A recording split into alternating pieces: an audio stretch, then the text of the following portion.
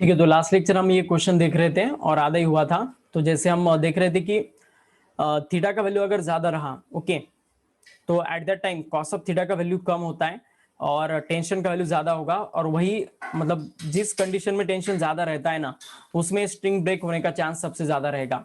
तो बताओ वर्टिकल के साथ एंगल सबसे ज्यादा किस केस में? इस केस में अगर हम देखते हैं तो वर्टिकल के साथ 0 डिग्री एंगल है, मतलब थीटा कम है। तो पहला केस तो डेफिनेटली नहीं हो सकता है। ओके, अब दूसरे केस में देखिएगा, दूसरे केस में आपको थीटा नजर आ रहा है थोड़ा है, लेकिन दूसरे केस से थर्ड केस में थीटा का वैल्यू सबसे ज्यादा है, आपने देखा होगा। ओके, और अगर लास्ट केस अगर हम देखते हैं तो इसमें भी थीटा का वैल्यू कम नजर आ रहा है, ये वाला।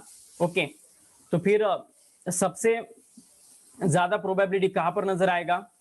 इन चारों डायग्राम्स में ऑब्जर्व कीजिएगा बच्चों।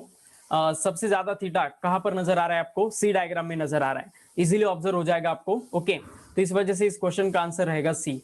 सी कंडीशन में ये स्ट्रिंग ब्रेक होने का ज्यादा चांस रहेगा क्योंकि वहां पर एंगल सबसे ज्यादा है। Is it okay? समझ में आ गया इसका एक्सप्लेनेशन? कल भी मैंने ऐसा एक क्वेश्चन आपको दिया था, याद होगा आपको। ओके, वो एक रस्सी था, बीच में उसको मास टाई किया था। ओके, तो वो रस्सी अगर परफेक्टली हॉरिजॉन्टल बनाना है तो कितना टेंशन अप्लाई करना पड़ेगा? तो उसका आंसर इनफाइनाइट आया था। ओके, याद है आपको? इस क्वेश्चन का आंसर आ गया समझ में? एक्सप्लेनेशन पूरा? Question is clear to all of you? इस क्वेश्चन का आंसर सी रहेगा क्योंकि यहां पर थीटा का वैल्यू सबसे ज्यादा है। जहां पर थीटा का वैल्यू सबसे ज्यादा रहेगा वहां पर कॉस ऑफ थीटा का वैल्यू मिनिमम होगा, और कॉस ऑफ थीटा अगर मिनिमम रहा तो टेंशन सबसे ज्यादा होगा और वही ब्रेक होने का चांस ज्यादा रहेगा। Is it okay? तो ऐसा ही बीट आएगा। Is it okay? This concept is clear to all of you?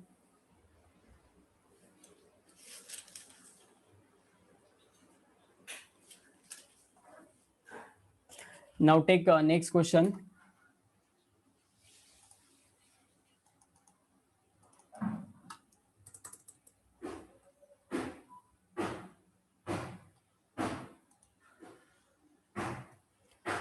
There are four forces.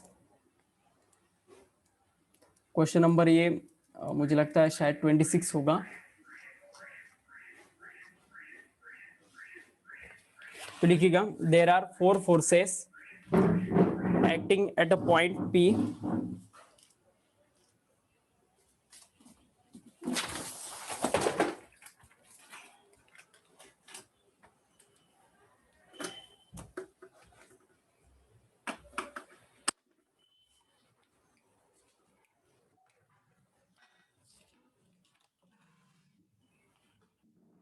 ठीक है, लिखिएगा, there are four forces acting at a point P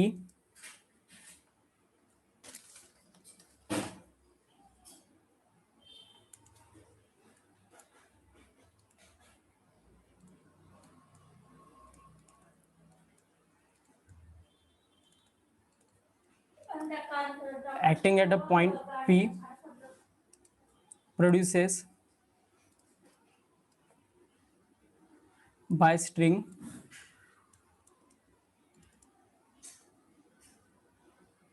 as shown in figure.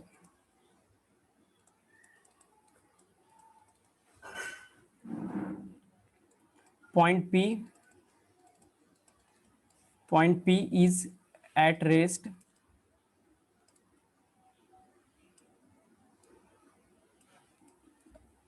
the forces F1 and F2. The forces F1 and F2 are respectively. तो forces F1 F2 के values आपको निकालने हैं। कैसा दिया है आप देखिएगा, यहाँ पर पॉइंट P का जो कंडीशन है, ये पॉइंट P है जिसके ऊपर इस डायरेक्शन में F1 फोर्स एक्ट हो रहा है। ओके, और इस इंक्लाइन डायरेक्शन में 1 न्यूटन फोर्स एक्ट हो रहा है। ठीक है, यहाँ पर उसका एंगल दिया है वर्टिकल के साथ 45 डिग्री इस 1 न्यूटन का। ओके, नीचे के डायरेक्शन में F2 एक्ट हो रहा है और इस डायरेक्शन में ये भी 45 डिग्री पर है, इस डायरेक्शन में 2 न्यूटन फोर्स एक्ट हो रहा है। तो बताओ फटाफट, आपको बताना है कि F1 और F2 का वैल्यूज क्या रहेगा। ठीक है, मैं ऑप्शन लिखता हूँ। तब तक आप आंसर लाइएगा। ठीक है, ये एग्जैक्टली 90 डिग्री यहाँ पर। ठीक है, तो बस इतना ही डायग्राम दिया है और हमें आंसर निकालना है। ऑप्शन ए रहेगा 1/√2 newton and 3/√2 newton. Option B रहेगा 3/√2 न्यूटन एंड 1/√2 न्यूटन। अच्छे से देखिएगा, ऑप्शन F1 S2 F2 रहेंगे। ऑप्शन सी रहेगा 1/√2 न्यूटन टू 1/√2 न्यूटन और ऑप्शन डी रहेगा 3/√2 न्यूटन एंड 3/√2 न्यूटन। बताओ कौन सा ऑप्शन सही रहेगा। There are four forces acting at a point P produces an string as shown in figure.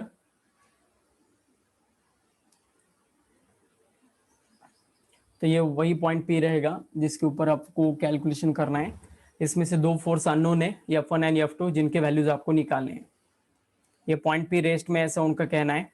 ठीक है, सभी स्टूडेंट सॉल्व कीजिएगा, रिजोल्यूशन कीजिएगा और आंसर बताइएगा क्या रहेगा।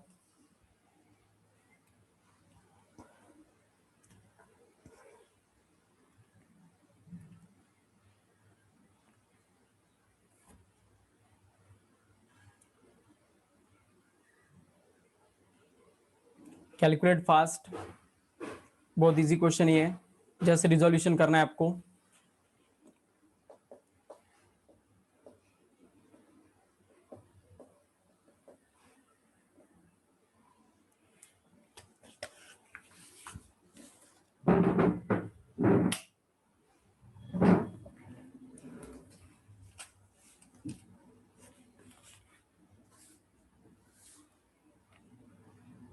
ठीक है, तो राइट ऑप्शन इसका ए रहेगा।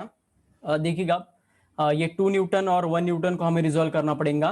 उनके दोनों के भी 45 डिग्री से रिलेटेड जो कंपोनेंट्स रहेंगे थीटा से रिलेटेड, ये आएगा 1 cos 45 और ये 2 न्यूटन का कंपोनेंट होगा 2 cos 45। तो ये 1 cos 45 और 2 cos 45 का एडिशन ही आपको F2 देगा। तो F2 का आंसर निकालते हैं, 1 cos 45 प्लस 2 cos 45। ओके, तो 1 cos 45 मतलब ये 1/√2 रहेगा प्लस 2/√2। तो 1/√2 प्लस 2/√2 ये रहेगा 3/√2। तो F2 का वैल्यू 3/√2 रहने वाले दो ऑप्शन है, तो F1 का भी निकालना पड़ेगा हमें। तो F1 का वैल्यू क्या आएगा, आप देखिएगा, ये 2 न्यूटन को हमें यहाँ पर 1 न्यूटन और 2 न्यूटन देखिएगा अब अलग अलग रहेगा। मतलब 1 न्यूटन का अगर रिजोल्यूशन करेंगे हम तो वो F1 के अलॉन्ग आएगा। ओके, और वो रहेगा 1n sin 45 और इस साइड रहेगा 2n मतलब 2 sin 45। तो 2 sin 45 माइनस 1 sin 45 रहेगा। इज इट ओके, F1 का वैल्यू 2 sin 45 माइनस 1 sin 45। तो इसका आंसर आएगा 2/√2 माइनस 1/√2। तो 2√2 में से 1/√2 चला गया तो आंसर आएगा 1/√2। तो right answer of this question is F1 का वैल्यू 1/√2 और F2 का वैल्यू 3/√2। तो ऐसा ऑप्शन मैच करने वाला ए ऑप्शन रहेगा। Is it okay. तो जस्ट रिजोल्यूशन पर ये क्वेश्चन था। आई होप आपको ये अच्छे से समझ में आ गया होगा। Is it okay.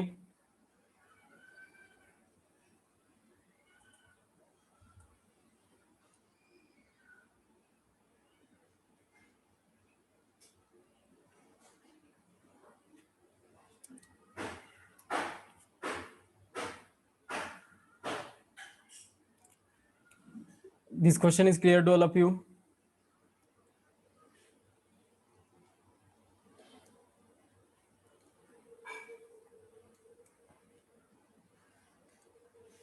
ठीक है,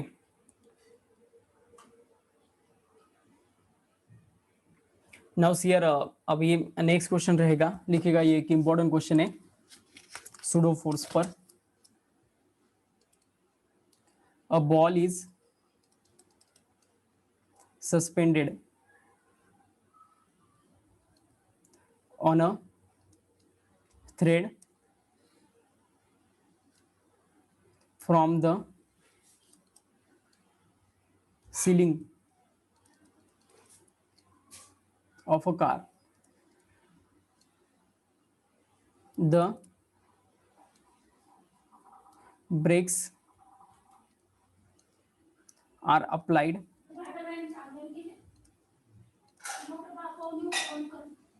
and speed the speed of car changes from 5 meter per second to 5/3 meter per second during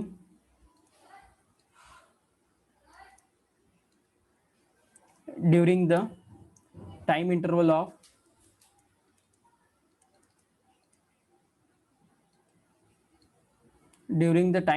of 3 seconds. The angle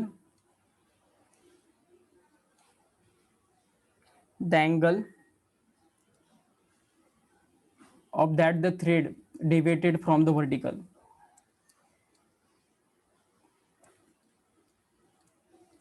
the angle of pendulum is, ठीक है, तो पेंडुलम का एंगल निकालना है, ऐसा ये क्वेश्चन दिया है। ओके, ये रहेगा क्वेश्चन नंबर 27।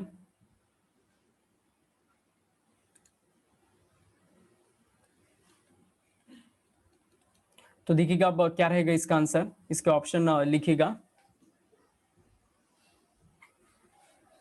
पहला ऑप्शन दिया है theta is equal to tan inverse 1/9, ये ए ऑप्शन रहेगा। बी ऑप्शन रहेगा theta is equal to tan inverse 8/9।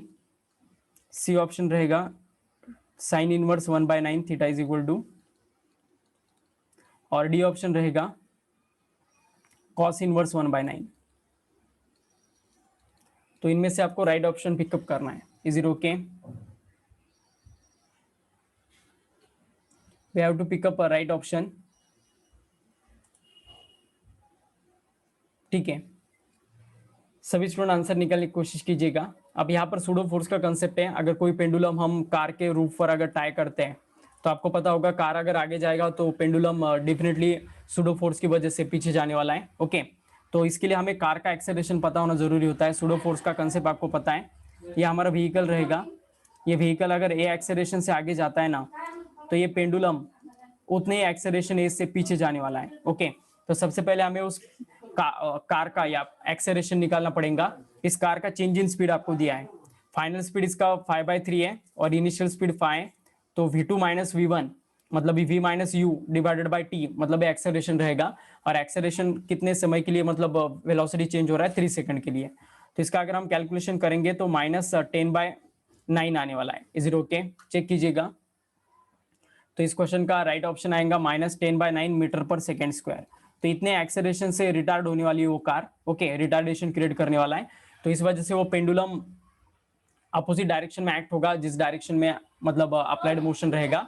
और इसका जो एंगल रहेगा वो मतलब कार के अलोंग रहेगा, क्योंकि यहाँ पर ये रिटार्डेशन कार के अंदर हो रहा है। ओके, तो फिर इस पेंडुलम का अगर एंगल निकालना है तो आपको पता है ये पेंडुलम का हम कैलकुलेशन करते हैं। एम जी, उसका वेट नीचे के डायरेक्शन में एक्ट होगा, थ्रेड के अंदर टेंशन टी होगा, जिसे हम रिजोल्व करने वाले दो कंपोनेंट्स में टी कॉस ऑफ थीटा ऊपर रहेगा और T sine theta perpendicular direction में रहेगा। ओके, तो T cos of theta balance करता है एम जी को, और ये टी साइन थीटा बैलेंस करता है एम ए को। ओके, तो T sine theta is equal to M A रहेगा आफ्टर रिजोल्यूशन, और T cos of theta is equal to आपको पता है एम जी रहता है। दोनों को अगर हम डिवाइड करते हैं तो tan of theta is equal to A by G रहता है, और थीटा इज इक्वल टू आता है tan इनवर्स ए बाई जी। तो ए का वैल्यू है हमारे पास यहाँ पर, दैट इज -10/9, मतलब भी 10/9 लो। ओके, तो 10/9 डिवाइडेड बाय जी का वैल्यू 10 लो, तो 10 गेट कैंसल। फाइनली आंसर आएगा tan inverse 1/9। Is it okay? तो ये रहेगा हमारा final answer. Is it okay? सभी स्टूडेंट को समझ में आ गया? Reply fast. ओके, कुछ दिक्कत अब किसी को? ये सूडो फोर्स के कंसेप्ट पर डिपेंडेंट क्वेश्चन था, ठीक है। तो नियर बाय 27 क्वेश्चन तक आ गए हम, और भी इसके कुछ क्वेश्चन है वो आज ही हम लेंगे। ओके, आज दोपहर का लेक्चर हमारा थोड़ा एक्सटेंड हो जाएगा, आज शार्प 2 बजे नहीं लेक्चर ले पाऊंगा मैं, जो हमारा लेक्चर रहेगा। ठीक है, इस न्यूटन्स लॉज ऑफ मोशन के और भी कुछ क्वेश्चन हैं, कुछ ज्यादा नहीं बचे, वो लगा तो हम नेक्स्ट लेक्चर लेते हैं।